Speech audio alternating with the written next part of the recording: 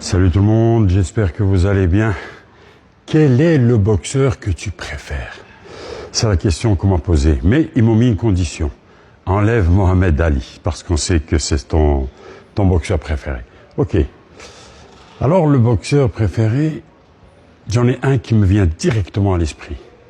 Sinon, il pourrait être 30. Je pourrais parler de Ray Sugar Leonard, Ray Sugar Robinson, Rocky Marciano, Joe Louis, Joe Frazier, Foreman, Holyfield, Riddick Bowe, Lennox Lewis, Mike Tyson. Je peux en donner encore, Canelo, Terence Crawford, et ainsi de suite. Je peux aller dans tous les poids. Il y en a tellement des champions. Il y en a tellement des hommes qui pourraient être mon boxeur préféré. Mais il y en a un qui est au-dessus de tout ça, franchement.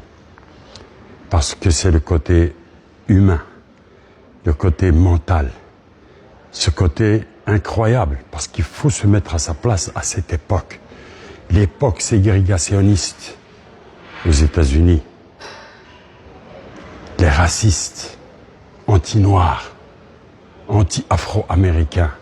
Au point que un noir insoumis, c'était une catastrophe, c'était pas possible. Il fallait que le noir soit soumis. Dans les bus, voilà vos places. Les blancs par ici. Dans les cinémas, dans les restaurants, interdit de rentrer pour vous.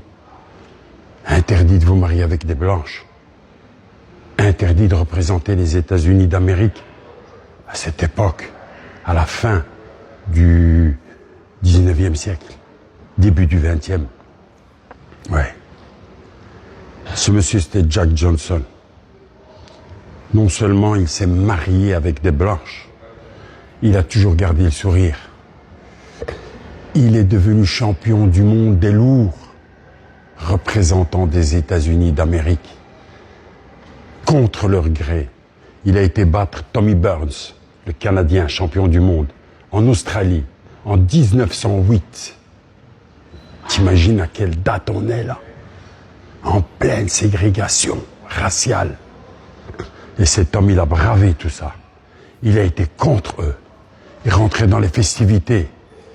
Et ce combat, pourquoi il a été fait? Parce qu'il aurait été refusé. Pourquoi il a été fait? Parce que c'était en Australie. C'était pas aux États-Unis d'Amérique. Et il a gagné. Je pense que c'était au 14e round, par KO, contre le détenant du titre. Et puis après, il a encore gardé plusieurs combats. Il a battu le fameux, je ne dirai pas le nom pour ne pas, parce que je ne suis pas sûr. Jim Jeffries, je crois.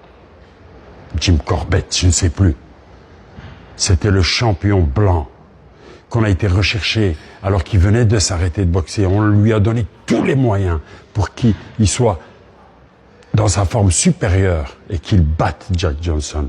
Il ne l'a pas battu. Jack Johnson a gagné. Il a eu des menaces de mort. Il a continué. Il a eu une attaque par le gouvernement des États-Unis d'Amérique qui voulait l'accuser pour le faire rentrer en tôle. Et il est mort dans un accident de voiture en 1946.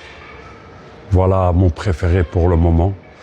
Et j'espère avoir répondu à ta question. Salut à tous.